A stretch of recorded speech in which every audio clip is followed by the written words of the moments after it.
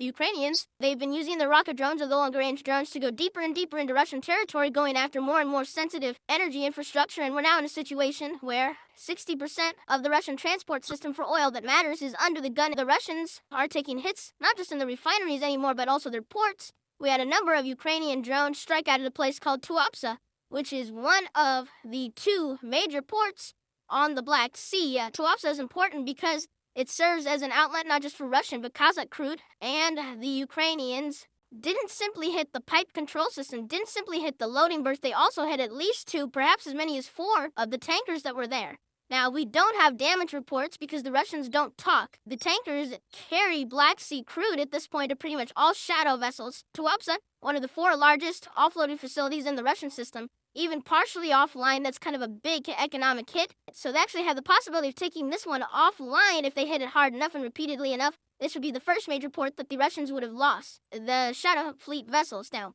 part of what makes them a Shadow Fleet is that they are underinsured or not insured. And in that sort of scenario, the financial risk is not borne by the international community. Part of the way the sanctions work, especially as designed by the Europeans, is that they're no longer providing maritime insurance for the vessels that dock at Russian ports. So they have to be off the ledger. They get insurance from, say, the Russian government, the Chinese government, the Indian government, instead of normal things like, say, Lloyd's. And that means that the financial risk is not assumed by the international community, but instead by these specific governments. Now, we have not had a shadow tanker sunk yet. We've had some confiscated, and that happened in the Baltic Sea a few weeks ago. But we not actually had one sunk, but now we have the Ukrainians deliberately targeting multiple shadow tankers. And sooner or later, one of them is going to go down, and when that happens, it's going to be really interesting to see how the payout happens. If the Russians or the Indians or the Chinese don't pay up, then all this insurance is null and void, and then the shadow tankers are basically a free-for-all if you happen to be anyone else who doesn't like the Russians. If the Ukrainians, the Indians, or the Russians do pay out,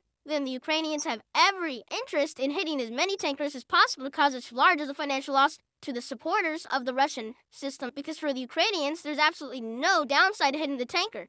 There may have been a year or two ago, because back then the concern of the White House was that high oil prices were going to impact the Democrats' chances of elections. But now, Trump really doesn't care about economic damage with any of his policies, so why would this one be any different? We're now in a massive oversupply situation for crude on a global basis. We're 2 to 4 million barrels a day too much crude, which means that if it wasn't for all the risk premiums out there, political, geopolitical, military, or otherwise, we'd probably already have an oil price crash, which means that the world can get by with substantially less Russian crude. It's all adding up for a lot more direct action from the Ukrainians on all Russian energy targets.